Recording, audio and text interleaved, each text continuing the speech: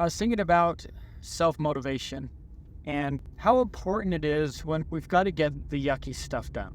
Brian Tracy once said, if you had to eat a gross, slimy, disgusting frog every day, when should you eat it? And the answer is you should eat it in the morning, or else you dread it all day. So it's the same thing.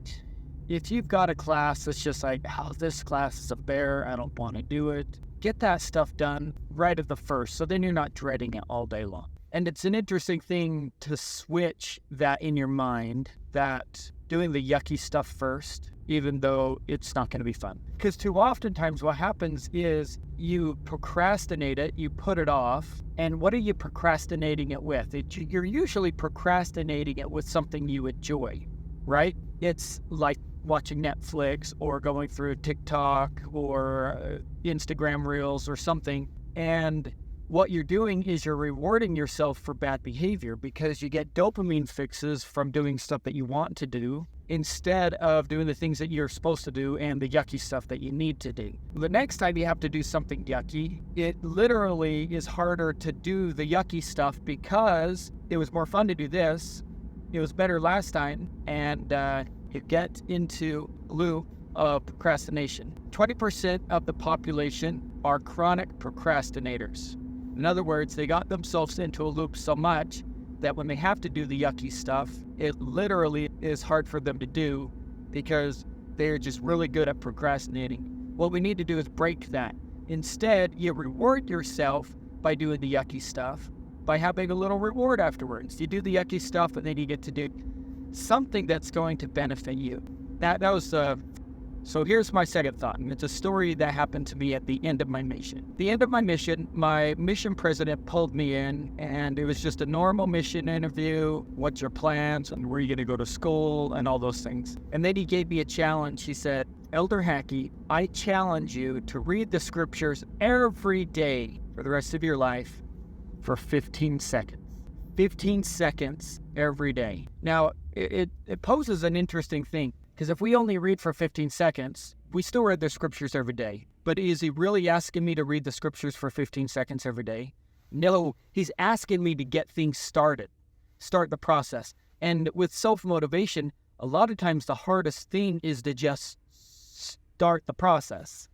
Start the process. Start reading the scriptures, and usually you're going to read more. Just start your homework, and usually you're going to do more. Just start doing whatever, because you're usually going to do more. And it's just a process of getting things started. So that was my second. Here's my third thought. When we are talking about self-motivation, sometimes we have to borrow off of other motivations to do so. I talked earlier about doing the yucky stuff. Why are you doing the yucky stuff? We actually naturally seek for purpose of why we do things in our life.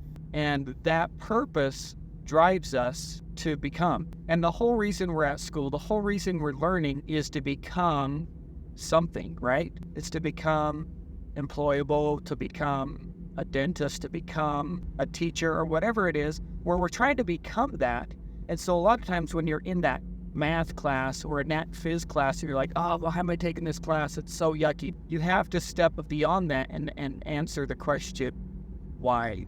Why are you doing it? And then you use that motivation to muscle through that class you don't want to do, to get it done and make it through. Because sometimes there's hoops you got to jump through and you got to get through them. But if you understand why, all of a sudden it gives you bigger purpose and meaning of doing things. So that brings me to this final thought. If you think about why we are here on earth, the whole purpose is to get back to live with Heavenly Father again. Because the plan of salvation, that's really the only constant truth that is important in our lives.